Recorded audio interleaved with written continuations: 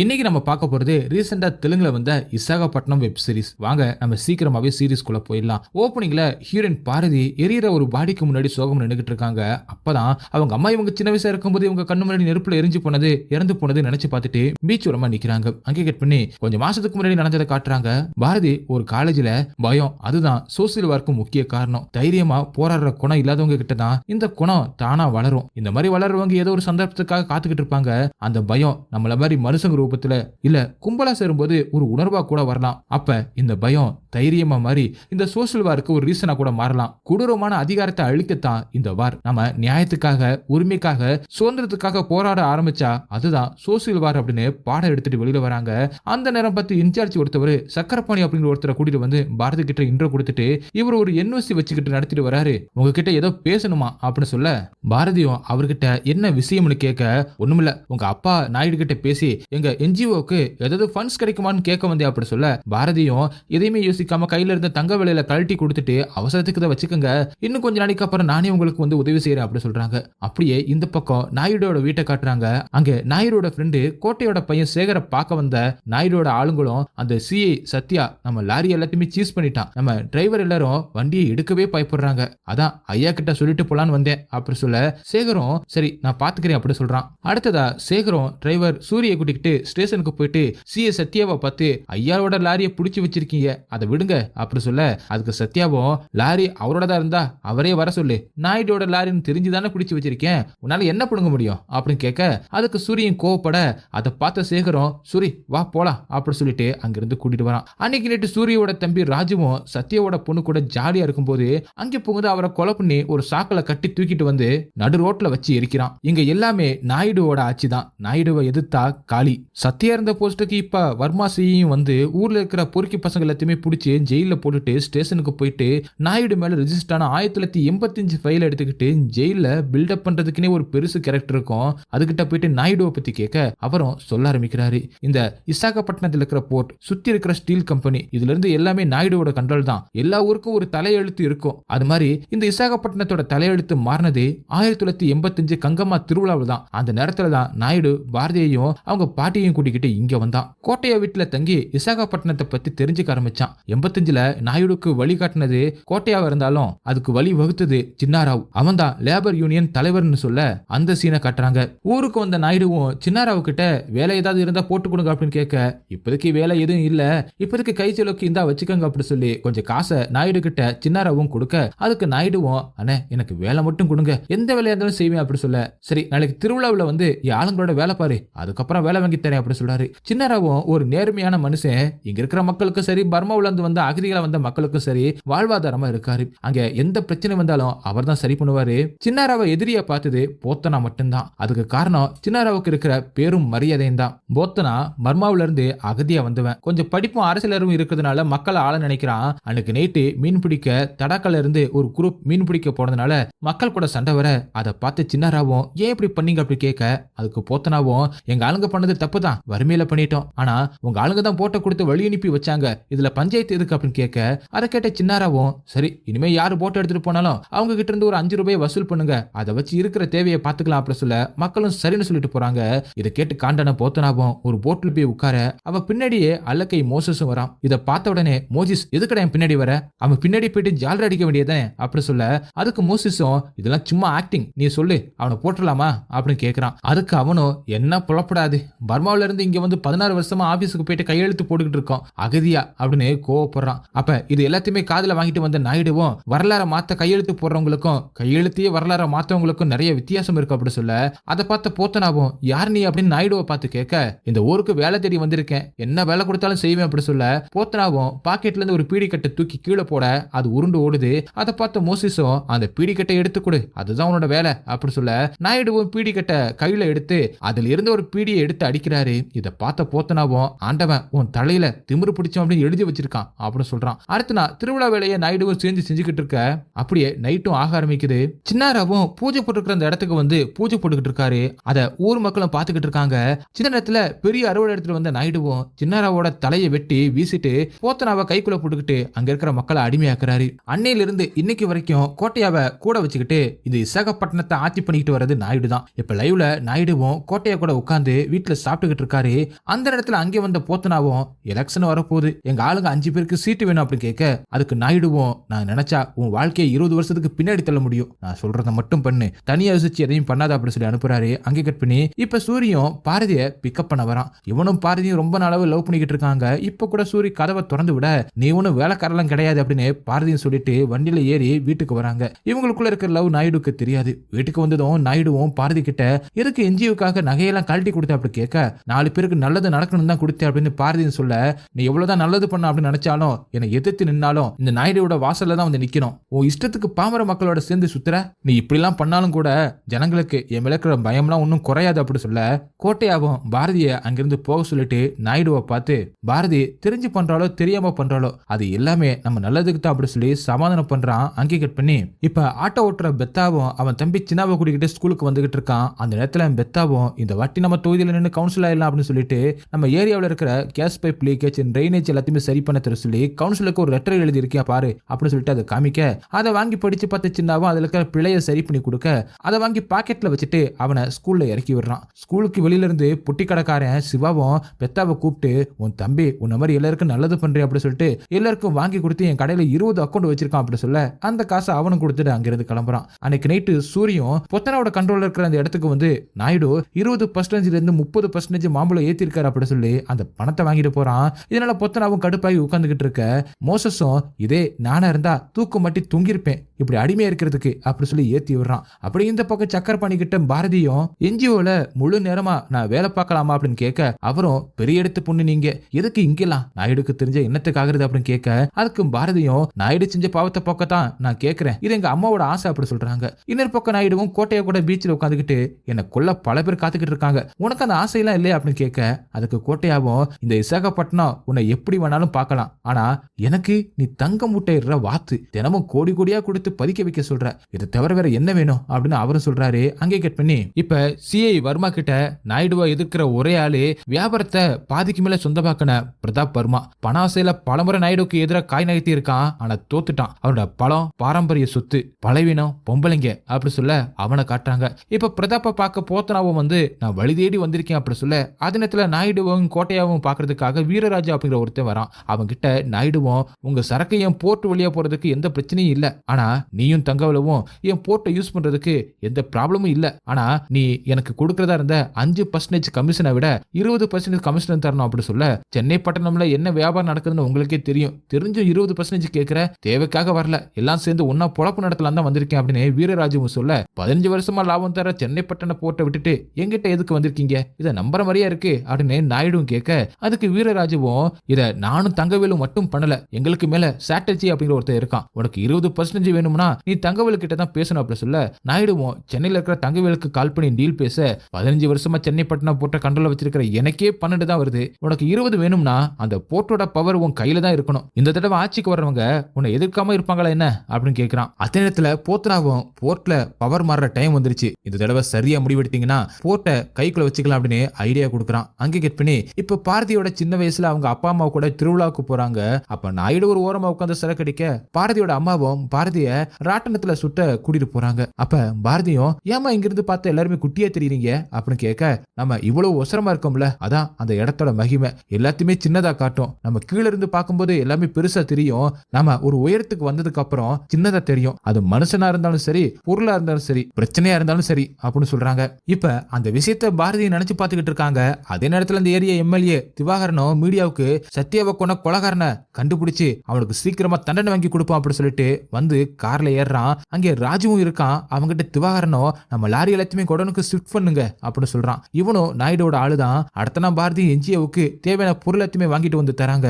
அதை பார்த்த சக்கரபாணியும், ஏமா ஒரு தடவை உதவி கேட்டதுக்கு இத்தனை தடவை பண்றீங்களே போதுமா அப்படி சொல்ல, இத நான் என்ஜிஓவை பார்க்கல என் வீடா நினைக்கிறேன் அப்படி சொல்றாங்க. அங்கே கட் பண்ணி இப்ப ஆட்டோ ஓட்டுற பத்தினா கைகள்ல அடி வாங்கிக்கிட்டு வீட்டுக்கு வரான். அதை பார்த்தாம பொண்டாட்டி அம்மாசியும் எங்கேயாவது போய் ஊர்வம்ப இழுத்துட்டு வர, இதே நீ வேலையாவே வச்சிருக்க அப்படின்னு காட்டு கத்திக்கிட்டு இருக்காங்க. அன்னைக்கு நைட்டு அம்மாசியும் பெத்தனாவோட காயத்துக்கு மருந்து போட்டு விட்டுட்டு என்ன நடந்துச்சுன்னு கேட்க, நம்ம நசிமா ரொம்ப நாளைக்கு அப்புறம் இன்னைக்கு தான் வண்டியை ஸ்டாண்ட்ல விட்டான், ஆனா அந்த வராத அன்னைக்கு சேர்த்து கூட மாமூல் கேட்டாங்க, அதை தட்டி கேட்க போனேன், அந்த இடத்துல கைகலப்பாயிடுச்சு அப்படின்னு பத்தனாவை சொல்றான். அதுக்கு நீ தான் போணுமா, கவுன்சிலர் ஜக்கு இல்லையா, ராஜுக்கு போன் பண்ண வேண்டியதானே அப்படின்னு அம்மாசியும் கேட்க, அந்த ஜக்குடு ஒரு பயந்தாங்குழி, மாமூல் வாங்குறவங்களை கேள்வி கேட்க ஜெயிக்கவே மாட்டான், நான் மட்டும் ஜெயிச்சுன்னு வச்சுக்க அவங்களை நிக்க வச்சு கேள்வி கேட்பாடுன்னு பெத்தனாவை சொல்றான். அடுத்த பெத்தனாவும் ஜக்குவை பார்த்து கேஸ் பைப்லைன் ட்ரைனேஜ் இதெல்லாம் தூர் வர சொல்லி கேட்கறான். இவங்க 2 பேருமே ஃப்ரெண்ட்ஸ் தான். அதுக்கு ஜக்குவும் கவுன்சிலருக்கு ஃபண்ட் வரணும்னா 100 பேருக்கு கைமாறி தான் வரும், கவர்மெண்ட் பட்ஜெட் கணக்கு, இதெல்லாம் உனக்கு எதுவும் புரியாது, உனக்கு ஏதாவது தேவைன்னா சொல்லி என் சொந்த காசுலயே நான் சரி பண்ணி கொடுக்குறேன் அப்படின்னு சொல்றான். அந்த நேரத்தில் அவனோட தம்பியை அங்கே வந்து ஜக்குவை பார்த்து புதுசா வந்து சிஏ வர்மா நம்ம பசங்களை பிடிச்சி இழுத்துட்டு போயிட்டாரா அப்படின்னு சொல்ல அதை காதுல வாங்கின பெத்தனாவும் நான் உன்னை கூட்டிட்டு போறேன் வா அப்படின்னு சொல்லிட்டு கூட்டிட்டு போறான். அப்படி இந்த பக்கம் வர்மாவும் ஏரியா ஆளுங்க கிட்ட இது வரைக்கும் இந்த ஏரியாவில் என்ன நடந்துச்சு ஏது நடந்துச்சு அப்படின்னு சொல்லிட்டு இதை பத்தி எனக்கு எந்த ஒரு கவலையும் இல்லை, இதுக்கப்புறம் ஏதாவது பண்ணீங்கன்னா மொத்தமா பிடிச்சி உள்ள போட்டுருவேன், நான் கேஸ் எல்லாம் ஃபைல் பண்ண மாட்டேன், எஃப்ஐஆரும் போட மாட்டேன், எல்லாமே ஆஃப் ரெக்கார்டு தான் அப்படின்னு சொல்லிக்கிட்டு இருக்காரு. அப்ப உள்ள ஜக்கு கூட வந்த பெத்தனாவும் முதல்ல யாரு மேல தப்பு இருக்குன்னு என்கொயரி பண்ணி கண்டுபிடிங்க, அதிகாரம் இருக்குன்னு பண்ணாதீங்க அப்படின்னு சொல்ல அதை கேட்ட வர்மாவும் யாடா நீ அப்படின்னு கோவப்பட ஜக்குவும் பெத்தனாவை நீ கொஞ்சம் வெளியில போ நான் பேசிட்டு வரேன் அப்படின்னு சொல்லி அவளை வெளியில அனுப்பிட்டு வர்மா கிட்ட நான் தான் ஏரியாவோட கவுன்சிலர் அப்படின்னு பேச ஆரம்பிக்கிறான். அதே நேரத்துல நாயுடுவும் அவரோட கேஸ் கம்பெனில கணக்கு விளக்கு பார்த்துக்கிட்டு இருக்கும்போது ஒருத்தன் பீடி குடிச்சுக்கிட்டு இருக்கான். அதை பார்த்த நாயுடுவும் கோடி ரூபாய் கம்பெனிய 2 நிமிஷம் சந்தோஷத்துக்காக நீ தீப்பிடிச்சு எரிச்சா என்னத்துக்கிட்ட ஆகுறது அப்படின்னு அவனை அடிச்சே கொள்றாரு. இந்த பக்கம் ஜக்குவும் வர்மா கிட்ட பேசி எல்லாருமே வெளியில கூட்டிட்டு வந்துட்டு வெளியில இருக்கிற பெத்தனை கிட்ட ஏன்டா இவ்வளவு கோவப்படுற, பொறுமையா பேச கத்துக்கடா, போலீஸ்காரங்கன்னா அப்படிதான் இருப்பாங்க, இதெல்லாம் அரசியல், நீ கவுன்சிலர் ஆகணும்ல, இதெல்லாம் கத்துக்கோ அப்படின்னு சொல்றான். இன்னொரு பக்கம் கார்ல பிரதாப்பும் போத்தனாவும் வந்துகிட்டு இருக்காங்க. அப்ப பிரதாப்பும் என்னை பவர்ல வரணும்னு சொன்ன இப்ப எல்லாருமே நாயுடு கூட போய் சேர்ந்துகிட்டு இருக்காங்க அப்படின்னு முறைக்க நான் சொல்றதை கேளுங்க, மக்கள் எல்லாருமே உங்களுக்கு பின்னாடிதான் இருக்காங்க அப்படின்னு போத்தனாவும் சொல்லிட்டு வண்டியை ஒரு இடத்துல நிறுத்த சொல்லிட்டு அவனுக்கு முன்னாடி இருக்கிற மக்களை காட்டி இவங்க எல்லாமே உங்களுக்காக தான் வந்திருக்காங்க அப்படின்னு கையாட்டுங்க அப்படி சொல்ல அவனும் கையாட்டுறான். அந்த இடத்துல பின்னாடி இருந்து போத்தனாவும் கையாட்ட அதுக்கப்புறமா தான் அவன் செட் பண்ணி வச்சிருந்த ஆளுங்கள்லாம் பிரதாப்பை பத்து கையாட்டுறாங்க. அங்கே கட் பண்ணி இப்ப அம்மாசியும் கணத்துல தண்ணி அடிச்சுக்கிட்டு இருக்காங்க. அப்ப ஸ்கூல் முடிச்சுட்டு வந்து சின்னாவும் அம்மாசி ஸ்கூல்ல தூங்கும்போது பெத்தனா கவுன்சிலரா ஜெயிச்ச மாதிரி எனக்கு கனவு கண்டே அப்படி சொல்ல அதுக்கு அம்மாசியும் உங்க அண்ணன் கூட சேர்ந்து உருப்படாம சுத்திக்கிட்டு இருந்தா இப்படிதான் உருப்படாத கனவுலாம் வரும், நீயாவது நல்லா வரும் அப்படின்னு ஸ்கூலுக்கு அனுப்புனா அங்கேயே போய் தூங்கிட்டு கனவு கண்டின்னு வந்திருக்கியா அப்படின்னு முறைக்கிறாங்க. அப்ப சின்னாவும் எங்க ஸ்கூல்ல சாயங்காலம் படம் போடுறாங்க நான் போய் பாக்குறேன் அப்படின்னு சொல்லிட்டு அங்கே ஓடுறான். அப்படி இருட்டவும் ஆரம்பிக்க இவனும் ஸ்நாக்ஸ் வாங்கிக்கிட்டு ஸ்கூலுக்கு போக அங்க அவனோட ஃப்ரெண்ட்ஸ் 2 பேரு அந்த வெளியே பிறந்த கேஸ் பைப் லைன் மேல உட்காந்துக்கிட்டு இருக்க அதை பார்த்த சின்னாவும் வாங்கடா படம் பார்க்கலாம் அப்படின்னு கூட்டிட்டு போய் கூட்டத்துல உட்காரான். படம் ஓடிக்கிட்டு இருக்கும்போது கேஸ் பைப் லைன் பயங்கரமா சத்தத்தோட வெடிக்குது. பொதுமக்கள் எல்லாருமே ஓடி வர அம்மாசியும் ஓடி வராங்க. அந்த ஆக்சிடென்ட்ல நிறைய பசங்களுக்கு அடிபட்டு இருக்கு. எல்லாருமே ஆம்புலன்ஸ்ல ஏற்றி ஹாஸ்பிட்டலுக்கு அனுப்பிக்கிட்டு இருக்காங்க. அங்க பாரதியும் சூரிய அப்புறம் சக்கரப்பணியை கூட்டிட்டு வராங்க. அப்ப பொதுமக்களும் இங்க எதுக்குமா வர்ற, உங்க அப்பாவால தான் இதெல்லாம் நடந்துச்சு, நீங்க எல்லாமே நல்லாவே இருக்க மாட்டீங்க அப்படின்னு சாபம் விட அதை காதல வாங்காத பாரதியும் உதவி பண்ண போறாங்க. அந்த நேரத்துல கமிஷனரும் ஹாஸ்பிட்டலுக்கு வராங்க. அவங்கள தொடர்ந்து நாயுடுவும் கோட்டையாவும் சேகரும் பைப் லைனை பாத்துக்கிட்டு இருந்தவன ஹாஸ்பிட்டல்ல வர வச்சு எப்படி நடந்துச்சு அப்படின்னு கேட்க நான் எதுவும் பண்ணல, கவனமா தான் இருந்தேன், எப்படி நடந்துச்சுன்னு தெரியல அப்படின்னு சொல்லிக்கிட்டு இருக்கான். இன்னொரு பக்கம் பொதுமக்கள் நாயுடுவை அரெஸ்ட் பண்ணணும் அப்படின்னு போராட்டத்தில் இருக்காங்க. அப்ப கோட்டையாவும் கமிஷனர் கிட்ட வெளியில போய் பொதுமக்கள் கிட்ட இன்னும் 24 மணி நேரத்துல இதை பண்ணவனை கைது பண்றேன் அப்படின்னு சொல்லி நாளைக்கு எங்க ஆள்ல ஒருத்தன் வந்து சரண்டராமா அப்படின்னு சொல்ல அவரும் எழுந்து வெளியில வராரு. இன்னொரு பக்கம் பெத்தனாவும் அம்மாசையும் ஸ்கூலுக்கு வந்து அடிபட்டு கிடக்கிற சின்னாவை தூக்குறாங்க.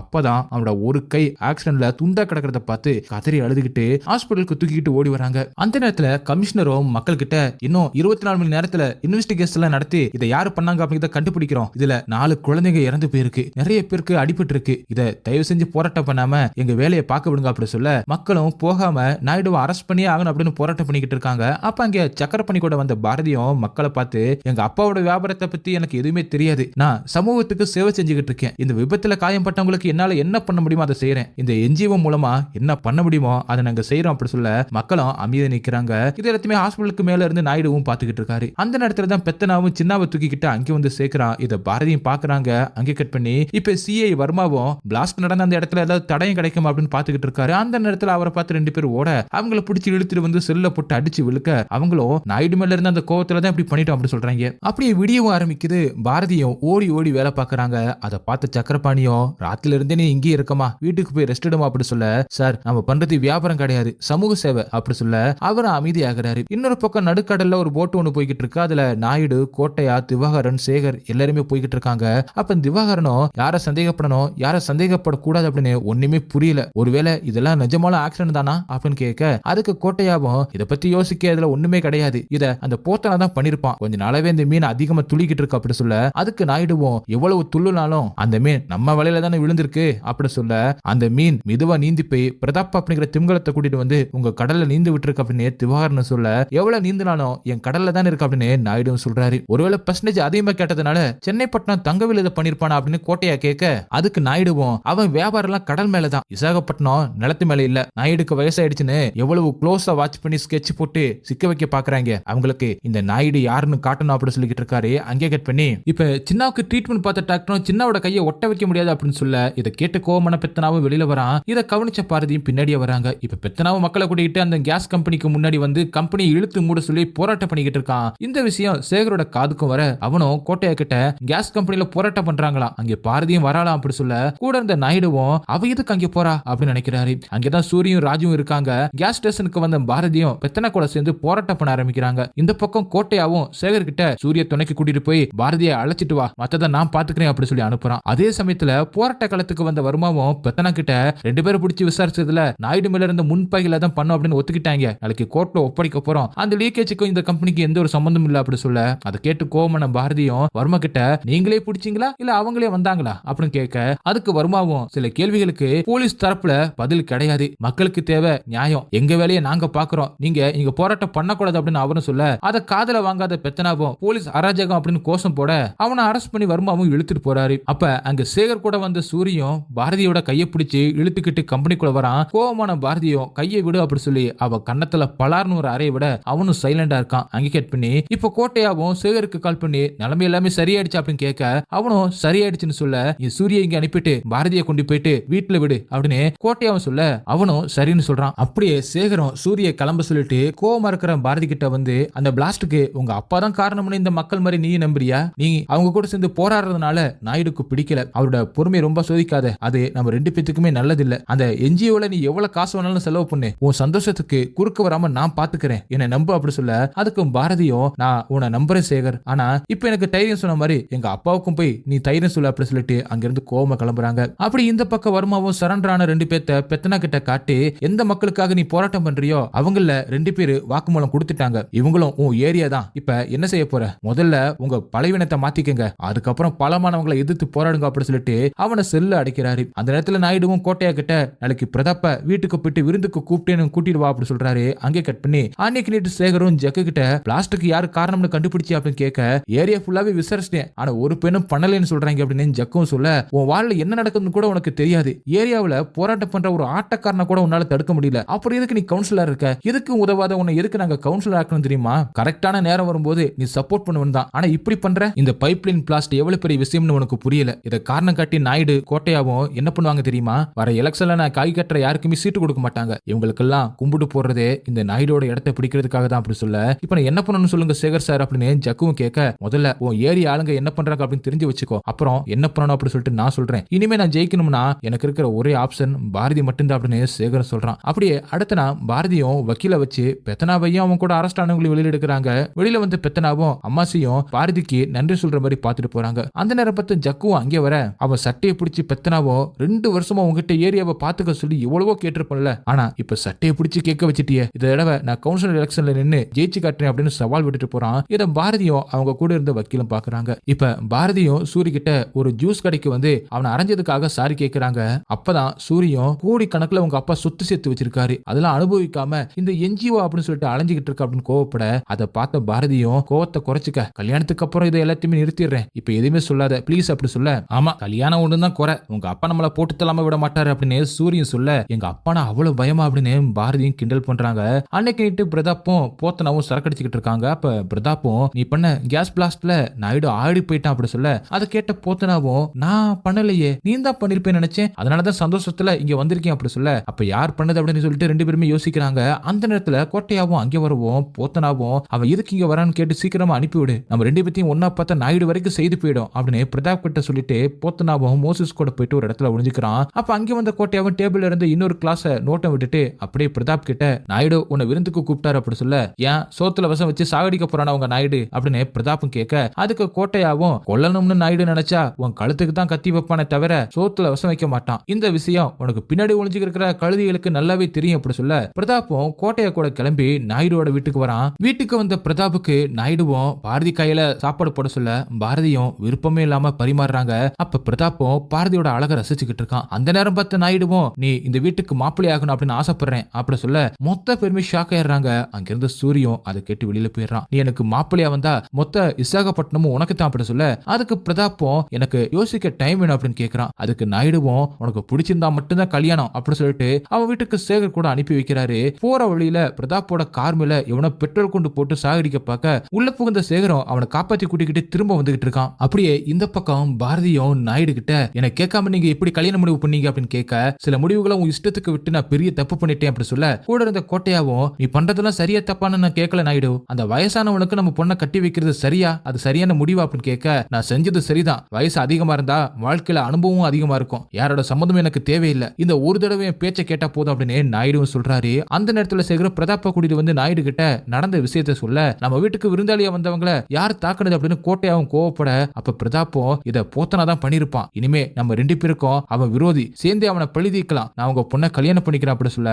அவனை நாயுடு உள்ள கூட்டிட்டு போறாரு. இப்ப என்ன பண்றது அப்படின்னு பாரதியும் தெரியாம முழிச்சுக்கிட்டு இருக்காங்க. அங்கே கட் பண்ணி இப்ப பாரதியும் சின்ன வயசா இருக்கும்போது நாயுடு ஒருத்தனை கொண்டுட்டு ரத்தக்கரை படைஞ்ச சட்டையோட வீட்டுக்கு வந்து சட்டையை கழட்டி போட்டு எரிச்சிட்டு அவரோட ஒய்ஃபை பார்த்து என்ன பாக்குற, ஒரு ஆம்பளைய ஜெயிக்கணும்னா என்ன வேணா பண்ணலாம் அப்படின்னு சொல்ல அதுக்கு அவரோட ஒய்ஃபும் நீ செய்யற போவத்துக்கு நானா பலியாகணும், நான் இந்த தடவை போலீஸ் கிட்ட சொல்லத்தான் போறேன் அப்படின்னு சொல்ல அவரும் சப்புன்னு ஒரு அறைய விட்டு போலீஸ் கிட்ட போனா கொன்னுடு அப்படின்னு மிரட்டிட்டு போறாரு. இது எல்லாத்தையுமே பாரதியும் அவங்க பாட்டிக்கு பின்னாடி ஒளிஞ்சு பார்த்து பயந்து மிரண்டு போயிடுறாங்க.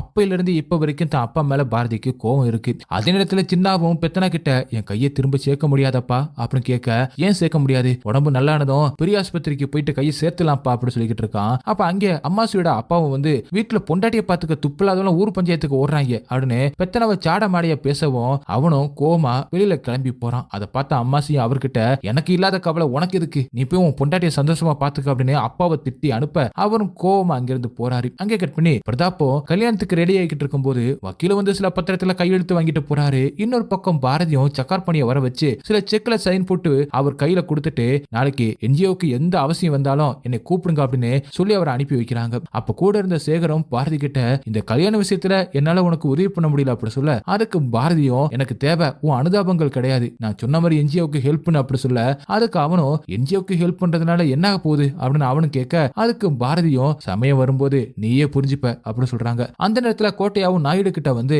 ஒத்தனா இன்னும் கிடைக்கல, பிரதாப்ப வச்சு அவன் மேல கேஸ் ஃபைல் பண்ணிருக்கேன் அப்படி சொல்ல அதுக்கு நாயுடுவும் ஒரு குட்டையில மீன் பிடிக்க என்ன பண்ணுவோம், ஒரு தூண்டில புழுவை மாட்டி வீசுவோம்ல, நீயும் சேகரம் இப்பவே கம்யூனிட்டி ஹாலுக்கு போயிட்டு கவுன்சில் லிஸ்ட் அனௌன்ஸ் பண்ணுங்க, இப்படி பண்ணாதான் தூண்டில் மீன் கிட்ட போகும், மீன் ஈஸியா சீக்கிரமாவே மாட்டிரும் அப்படின்னு சீக்கிரமா முடிச்சுட்டு மண்டபத்துக்கு வந்துட்டு பர்மா கேம்ப்ல இருக்கவங்களுக்கு நம்ம யாருன்னு திரும்ப காட்டணும் அப்படி சொல்லி அனுப்பி வைக்கிறாரு. அங்கே கட் பண்ணி இப்ப மோசிஸும் ஒரு கண்டெய்னருக்குள்ள ஒளிஞ்சிருக்கிற போத்தனா கிட்ட நாயுடோட ஆளுங்க உங்களை போட்டத்துல காத்துக்கிட்டு இருக்காங்க அப்படி சொல்ல இந்த நாயுடுவை நம்ப முடியாது, கல்யாணம் முடியறதுக்குள்ள நம்ம ஊரை விட்டே ஓடி போகணும் அப்படி சொல்லிக்கிட்டு இருக்கான். அடுத்த சீன்ல கம்யூனிட்டி ஹால்ல எல்லாருக்கும் முன்னாடி சேகர் லிஸ்ட படிச்சுக்கிட்டு இருக்கான். அதுல ஜக்குவோட பேர் வரவும் அவனும் சந்தோஷப்பட அதனால அவனும் சேகருக்கு நன்றி சொல்ல இந்த தடவை உனக்காக பேசி சீட்டு வாங்கி கொடுத்திருக்கேன், ஆனா இனிமே உன் ஏரியாவில இருந்து யாருமே நாயுடுக்கு எதிராக குரலை கொடுக்க கூடாது பாத்துக்க அப்படி சொல்லி அனுப்பி விடுறான். அந்த நேரத்துல பாரதியை பாக்குறதுக்காக அவங்க பாட்டிமா வராங்க. அழுதுகிட்டே நான் இருந்துமே என்னால எதுவுமே பண்ண முடியல, என்ன மன்னிச்சிடுமா, உங்க அம்மா மாதிரி ஒரு நல்லவள இந்த கேவலமானவனுக்கு கட்டி வச்சு தப்பு பண்ணிட்டேன், எது நடந்தாலும் தைரியமா இரு அப்படி சொல்லிட்டு சூரிய கூப்பிட்டு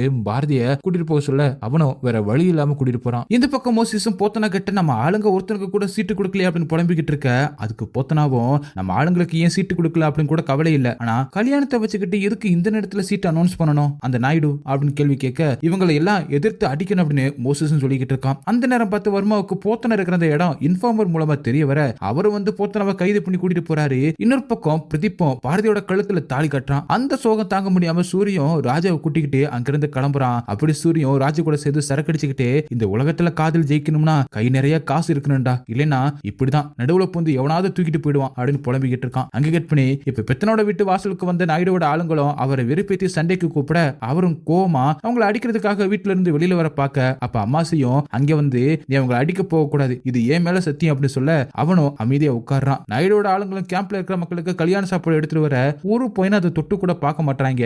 அதே நேரத்துல சூரியன் புலம்புறத பார்த்து ராஜுவும் அவனை ரெட் லைட் ஏரியாவுக்கு கூட்டிட்டு வரான். ஆனா சூரியம் அது எதையுமே பிடிக்காம நமக்கு தேவை உடம்புல இருக்கிற சூட்டத்தை நிக்க ஒரு ஆளு கிடையாது, மனசுல இருக்கிற வலியத்தை நிக்க ஒரு ஆளு அப்படி சொல்லிட்டு அங்கிருந்து கிளம்புறான். அடுத்த சீன்ல மோசிஸ கூப்பிட்டு கோட்டையாவும் ஏன்டா கல்யாண சாப்பாடு யாருமே சாப்பிடல, இதுக்கெல்லாம் காரணம் அந்த போத்தனா மேல இருக்கிற அனுதாபமா இல்ல நாயுடு மேல இருக்கிற கோவமா அப்படின்னு கேட்க கூட இருந்த நாயுடும் அவன் மேல இருக்கு நீ கோவப்படுற, இங்க வந்து நான் வேலை தேடினப்ப மோசிஸ் தான் எனக்கு வேலை கொடுத்தான், இவன் ரொம்பவே நல்லவன், நாம தான் இவனுக்கு ஏதாவது பண்ணணும். பிரதாப் போற அந்த காரை எரிச்சு அந்த பழிய தூக்கி போத்தனா மேல போட்டது நாங்க தான். கவுன்சிலர் லிஸ்ட்ல இருந்த போத்தனாவோட ஆளுங்க பேரை எடுத்தது, அவனை போலீஸ் கிட்ட மாட்டி விட்டது எல்லாமே நாங்க தான். இந்த பூமியில என் உண்மையை தெரிஞ்சுக்கிட்ட 3வது ஆளு நீ மட்டும்தான் அப்படின்னு மோசிஸ பார்த்து சொல்ல, அப்ப இவன் உயிரோட இருக்கிறது கஷ்டம் தான் அப்படின்னு கோட்டையாவும் ஏத்தி விட, நாளைக்கு போர்ட்டுக்கு கேம்ப் ஆளுங்க மட்டும் வேலைக்கு வரலனா கண்டிப்பா அதான் நடக்கும் அப்படின்னு நாயுடு சொல்லவும் மோசிஸும் நாயுடோட காலில் விழுந்து ஐயா எனக்கு கொஞ்சம் டைம் கொடுங்க, கேம்ப் ஆளுங்களை உங்களுக்காக வேலை செய்ய வைக்கிறேன் அப்படி சொல்ல நாயுடுவும் சரி போ அப்படி சொல்லி அனுப்புறாரு. அந்த நேரத்துல சூரியும் ராஜுவும் நாயுடோட வீட்டுக்குள்ள புகுந்து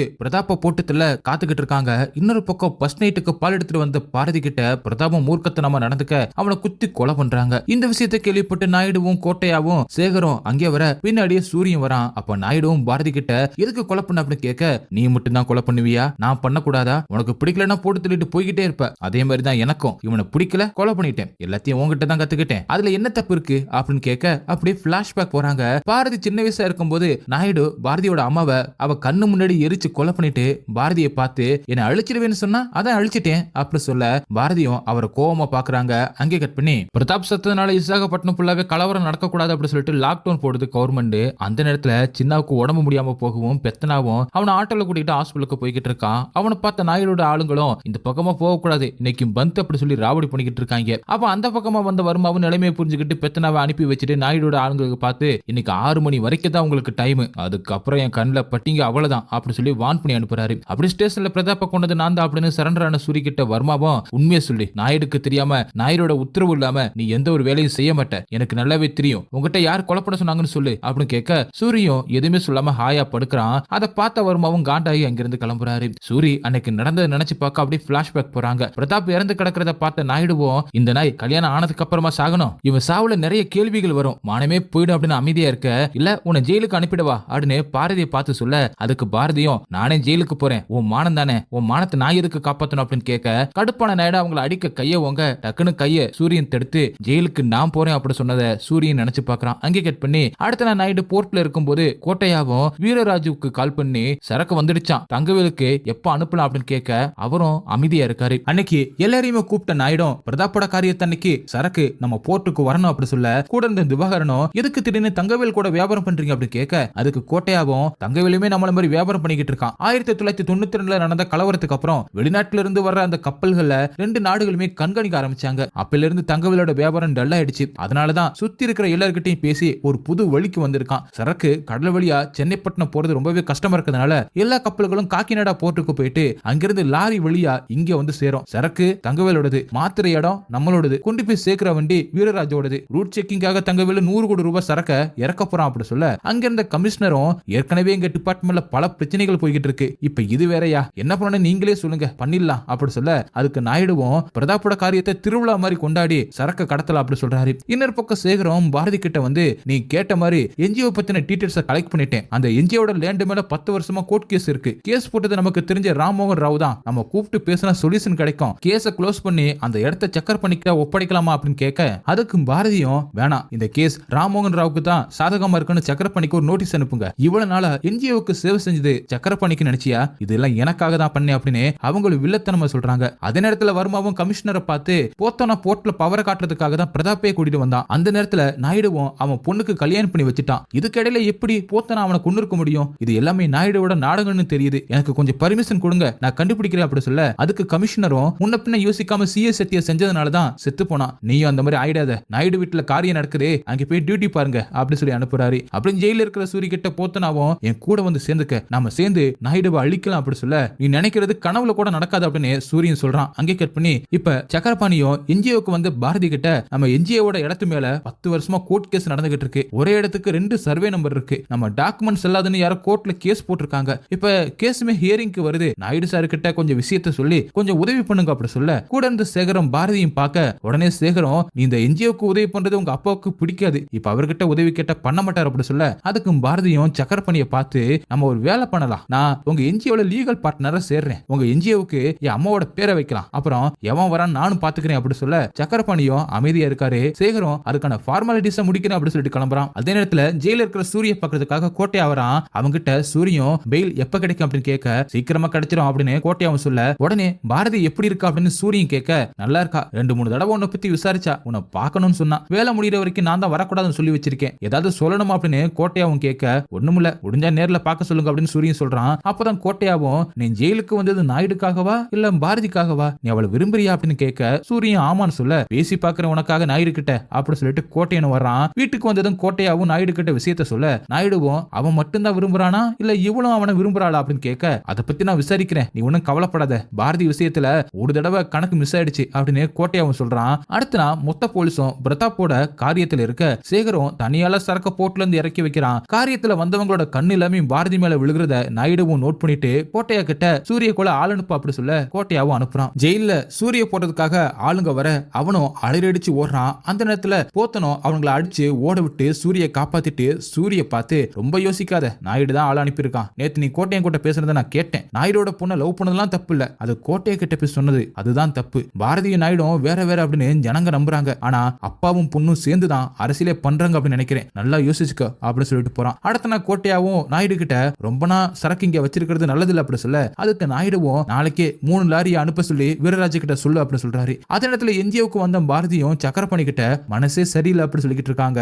அப்ப அங்கே வந்து ராஜுவும் பாரதி கிட்ட, நேத்து எங்க அண்ணனை உங்க ஆளுங்க அடிச்சிருக்காங்க, அது உனக்கு தெரியுமா தெரியாதா அப்படின்னு கேட்க, அதுக்கு பாரதியும், தெரியும், தப்பலாமே உன் அண்ணன் மேலதான், கல்யாணத்துக்கு முன்னாடி சொல்ல தைரியம் இல்லாதவனா ஜெயில உட்காந்து காதலிக்கிறேன் அப்படின்னு சொன்னா இப்ப எங்க அப்பா ஒத்துப்பாரா, நான் என்ன செய்யணும் அப்படின்னு சொல்லிட்டு எனக்கு தெரியும், நீ போ அப்படி சொல்லி அனுப்புறாங்க. இப்ப ஜெயிலுக்கு சூரிய பார்க்க வந்த பாரதியும், எனக்குள்ள இருந்த காதலை கொன்னுட்டு ஒருத்தன் உயிரே எடுத்திருக்கேன், அதுவும் எங்க அப்பாவை எதிர்த்து, நானா உன்னை பழியை ஏத்துக்கிட்டு ஜெயிலுக்கு போ சொன்னேன், ஒரு பொண்ணா என்ன நானே வெறுத்துக்கிட்டேனே தவிர என்னைக்காவது என் காதலை விட்டு கொடுத்துருப்பானா, நம்ம லவ் மேட்டரை எதுக்கு சொன்ன, ரிலீஸ் ஆனதுக்கு அப்புறம் கூட சொல்லியிருக்கலாம், நம்ம சேரணும்னா எங்க அப்பாவை எதிர்க்கணும், காசும் அதிகாரமும் இருக்கிற வரைக்கும் நாயுடுவோட தலை என்னைக்குமே சாயாது, அதை ரெண்டையுமே அவர்கிட்ட இருந்து பிரிக்கணும்னா நாமளுமே அதே வழியில தான் போகணும் அப்படி சொல்ல, அது என்ன வழி அப்படின்னு சூரியன் கேட்க, கட்டாய அதிகாரம், அவரை பார்த்து பயப்படுற மாதிரி பண்ணி வேணுங்கிறத பிடுங்கிக்கிட்டாரு, இப்ப கூட மாறல அந்த நாயுடு, நாமளுமே அதே தான் செய்யணும், உன்னை கொல்ல ஆளை அனுப்பியும் நீ பயப்படல அப்படின்னு நாயுடுக்கு தெரியணும், அதுக்காக ராஜுவ ஆட்டோ நகருக்கு அனுப்பி வசூல் எல்லாத்தையுமே ஓம் பேர்ல வாங்க சொல்ல அப்படின்னு சொல்லிட்டு போறாங்க. இந்த பக்கம் மோசிஸும் கேம்ப் ஆளுங்க கிட்ட வந்து,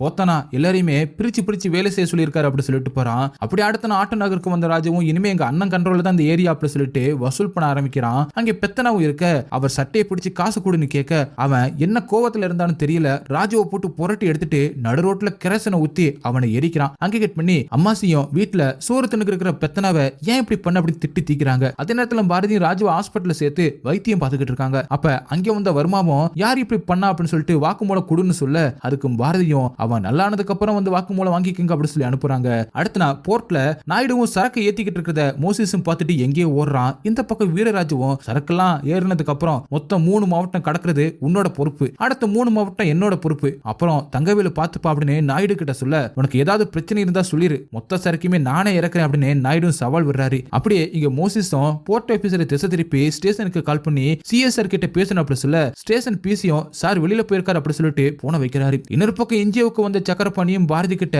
பணத்துக்காக என்ஜிஓட பேரை மாத்துறது, உங்க ஆளுங்க வந்து கலாட்ட பண்றது, இதெல்லாம் பார்த்தா எனக்கு சரியா இருக்கும்னு தோணல, பேசாம என்ஜிஓவை என்கிட்டயே கொடுத்துருங்க அப்படி சொல்ல, அதுக்கும் பாரதியும், நான் சுயநலம் இல்லாம இங்க சேவை செய்யல, என்னோட சேவையிலையும் கொஞ்சம் சுயநலம் இருக்கு, எல்லாமே நான் நினைக்கிற மாதிரி நடக்கும் தான் நினைச்சேன், ஆனா என் கல்யாணத்தை நானே எதிர்பார்க்கல, என்னோட லட்சியத்துக்கு எதிராக வந்த பிரதாப்ப நான் குத்தி கொலை பண்ணேன், ஏன் எதுக்குன்னு காரணம் கேட்காம நான் சொன்னதை புரிஞ்சுப்பீங்கன்னு நினைக்கிறேன் அப்படின்னு சொல்ல, சக்கரபாணியும் பாரதி சொன்னதை கிட்ட அதிர்ச்சி ஆகுறாரு. அங்கே கட் பண்ணி இப்ப வர்மாவும் ஸ்டேஷனுக்கு வந்ததும் அங்கிருந்தே பிசியும், சார் உங்களுக்கு ஒரு கால் வந்துச்சுன்னு சொல்ல, வர்மாவும் கால் பண்ணுன்னு சொல்ல, அவரும் கால் பண்ணி கொடுக்க, வர்மாவும் யார் பேசுறது, எதுக்கு கால் பண்ணீங்க அப்படின்னு கேட்க, நீங்க யாரு, இது போர்ட் ஆபீஸ் அப்படின்னு சொல்ல, வர்மாவும் காலை கட் பண்ணிட்டு அங்கே கிளம்புறாரு. இங்க நாயுடு கூட இருந்த வீரராஜுவும், லாரி கிளம்பிடுச்சா அப்படின்னு கேளுங்க, நான் கிளம்புறேன் அப்படி சொல்ல, அதுக்கு நாயுடுவும், இருங்க பூஜை போட்டுட்டு போலாம் அப்படின்னு சொல்லி அவனை கூட்டிட்டு போர்ட்டுக்கு வந்து அவரோட கப்பல்ல ஏறுறாங்க. அப்ப வீரராஜுவும், எப்ப பூஜை போடுவீங்க அப்படின்னு கேட்க, அங்க நாயுடுவோட ஆளுங்களும் மோசிஸ புடிச்சு இழுத்துட்டு வர, இவன் தான் நம்மளை பத்தி போலீஸ் கிட்ட போட்டு கொடுக்க பார்த்தான் அப்படி சொல்லி அவனை கொண்டு போட்டுட்டு பூஜை போட்டாச்சு அப்படி சொல்றாரு. அப்படி லாரி எல்லாமே அங்கிருந்து கிளம்புது.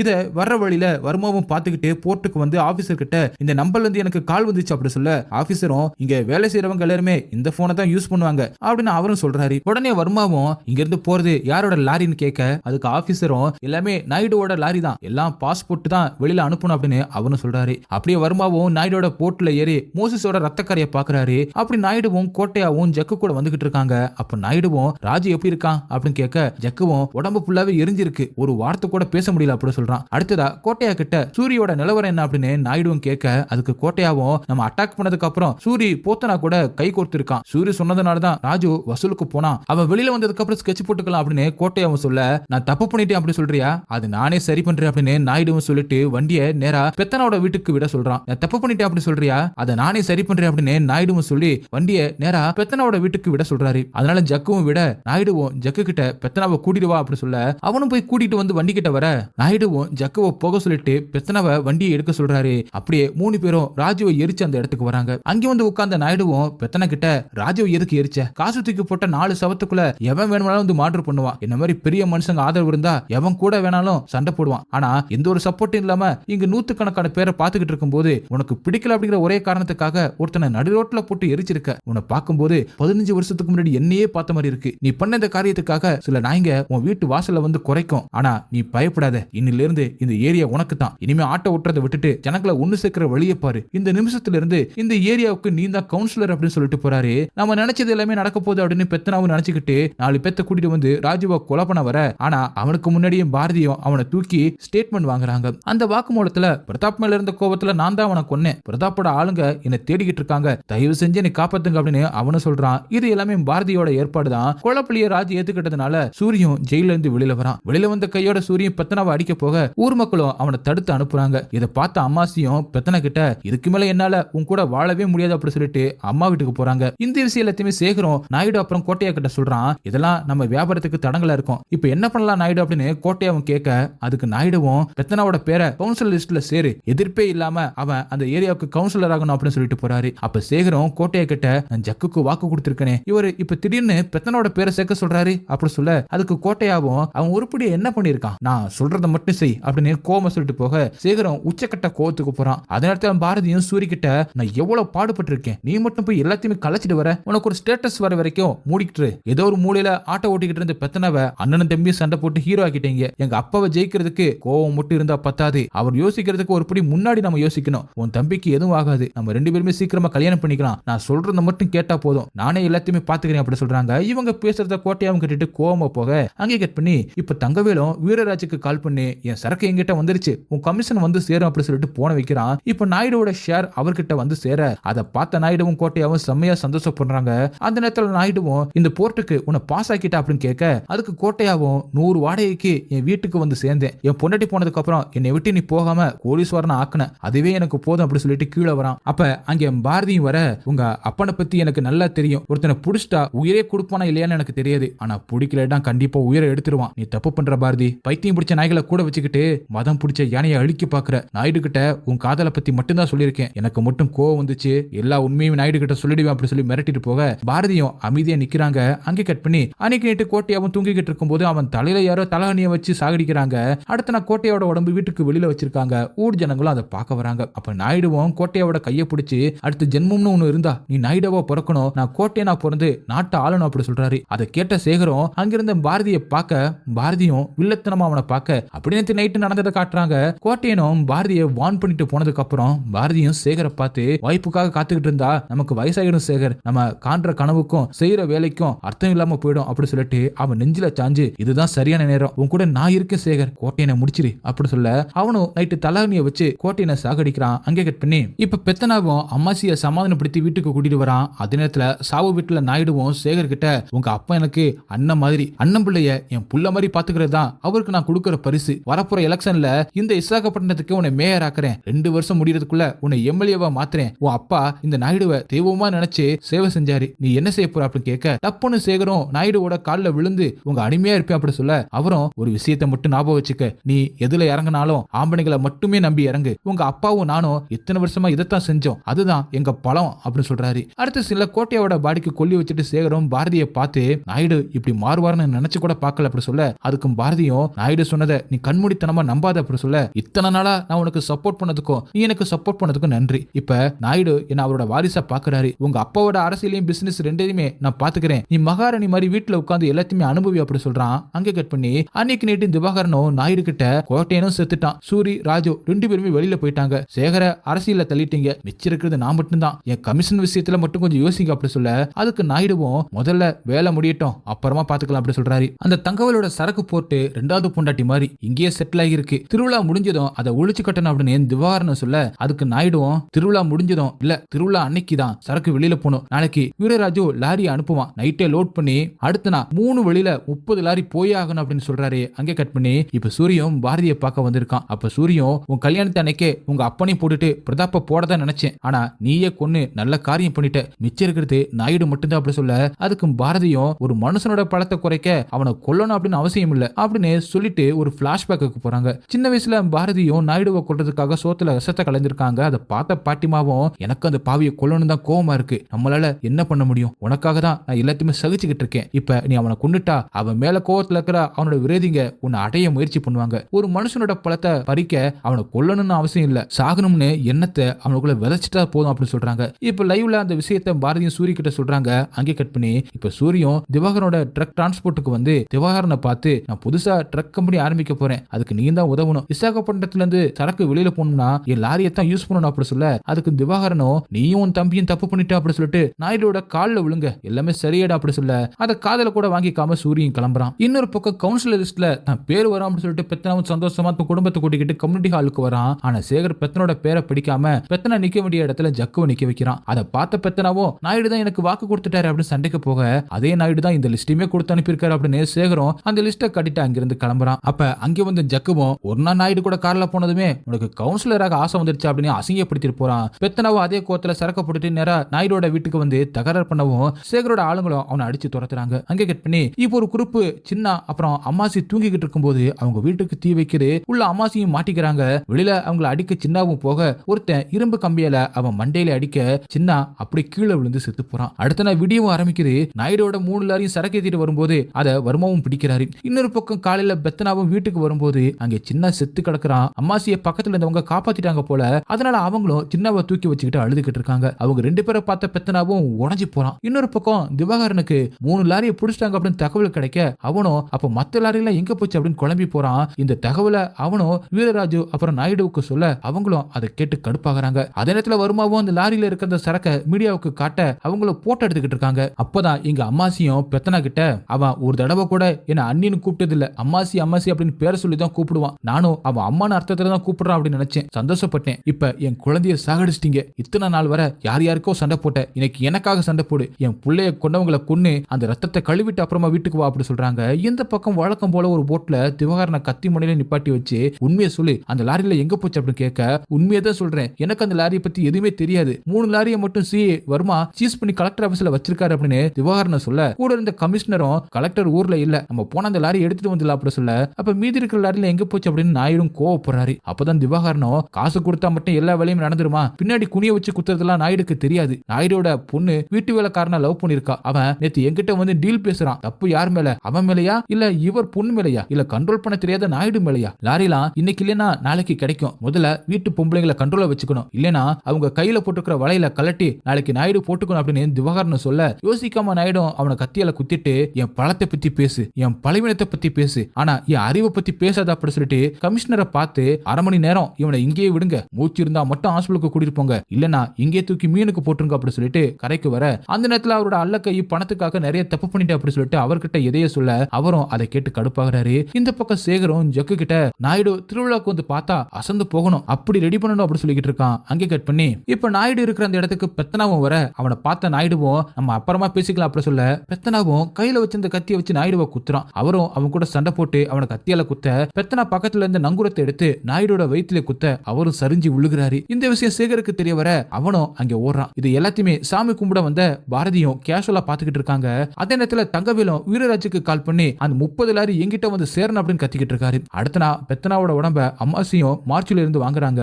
இந்த பக்கம் நாயுடு வீட்டுக்கு வந்த தங்கவேலும் வீரராஜுவும் நாயுடோட உடம்புக்கு மரியாதை செலுத்துறாங்க. அப்படியே நாயுடுவும் பாரதியை பார்த்து நடந்தது நடந்து போச்சு, மத்தது எல்லாத்தையுமே நாயுடுக்கு தான் தெரியும் அப்படி சொல்ல கூட இருந்த வீரராஜுவும் ஸ்ட்ராட்டஜியை பழி வாங்கணும் அப்படின்னு முடிவு செஞ்சா போனோம் நானா தான் இருப்பேன், அந்த லாரி எல்லாமே எங்க போச்சுன்னு கேட்க அப்ப அங்கிருந்த டெலிபோன் ரிங் ஆகுது. பாரதியும் தங்கவேலை பார்த்து அந்த போன் எடுத்து பேச சொல்ல அவனும் எடுத்து காதுல வைக்க அந்த பக்கம் ஸ்ட்ராட்டஜியும் பாரதிக்கு தேங்க்ஸ் சொல்லு, சரக்கு எல்லாமே பாம்பேக்கு வந்துருச்சு, இன்னில இருந்து பாரதி சிண்டிகேட்டோட மெம்பர் அப்படி சொல்றான். அப்பதான் அந்த பக்கம் ஸ்ட்ராட்டஜி கூட சூரிய இருக்கான் அப்படிங்கறத காட்டுறாங்க. அவன் தான் எல்லா சரக்குமே எடுத்துட்டு போயிருக்கான் போல. அதை கேட்ட தங்கவேலும் அதிர்ந்து போறான். அப்படியே சேகரும் ஜக்குவை பார்த்து கண்ணை காட்ட ஜக்குவும் அங்கிருந்த எல்லாரையும் பார்த்து இனி சேகர் தான் நாயுடுவோட இடத்துக்கு வரணும் அப்படி சொல்ல அதுக்கு வீரராஜுவும் அதெல்லாம் சரிப்பட்டு வராது, பாரதி பாரதி தான் இருக்கணும், வேணும்னா மக்கள் கிட்ட முடிவு கேட்கலாம் அப்படி சொல்ல எல்லா மக்களும் பாரதி தான் நாயுடோட இடத்துக்கு வரணும் அப்படின்னு கோஷம் போட அவங்களும் அடியெடுத்து நடக்க ஆரம்பிக்கிறாங்க. இந்த ஒரு நாளுக்காக தான் பாரதி என்ஜிஓல சேர்ந்து மக்கள் மனசுல இடம் பிடிச்சிருக்காங்க. அப்படியே பிரதாப்ப கொல்லும் போது பாரதியும் உன் கையால தாலி கட்டினது நாயுடுவை அழிக்க நீ பக்கப்பலமா இருப்பன்னு நினைச்சுதான் உன் பக்கத்துல படுத்து பலியாடாகல அப்படின்னு சொல்றாங்க. அடுத்த சீன்ல நாயுடு கிட்ட அல்லக்கையும் அந்த கேஸ் லீக்க பண்ண வச்சது, போலீஸுக்கு லாரியை பத்தி இன்ஃபர்மேஷன் கொடுத்தது எல்லாமே பாரதி தான் சொன்னதையும், அன்னைக்கு சூரி சின்னவா அடிச்சு கொன்னதும் பாரதி சொல்லித்தான் அப்படிங்கறத காட்டுறாங்க. அப்படியே இப்ப பாரதியும் நாயுடோட சேர்ல உட்கார்றாங்க. அதை பார்க்கும்போது இதுக்கு தானே ஆசைப்பட்ட பாலகுமார் அப்படி மாதிரி தான் இருக்கு. அடுத்ததா ஒரு பக்கம் அம்மாசியும் பெத்தனோட பாடிக்கு கொல்லி வைக்க, இந்த பக்கம் பாரதியும் நாயுடுக்கு கொல்லி வைக்கிறாங்க. அங்கே கட் பண்ணி இப்ப அம்மாசியை பார்த்த வக்கீலும் கவுன்சிலருக்கு நிக்க ஃபில் பண்ண வேண்டிய ஃபார்ம்னு சொல்லி அதை கொடுக்க, அதை வாங்கின அம்மாசியும் உங்களை அனுப்புனது யாருன்னு கேட்க, அவரும் சைலண்டா பெத்தனோட போட்டோல போட்டிருந்த அந்த மாலையை எடுக்கிறாரு. அப்பதான் நம்ம சிஏ வர்மாவை காட்டுறாங்க.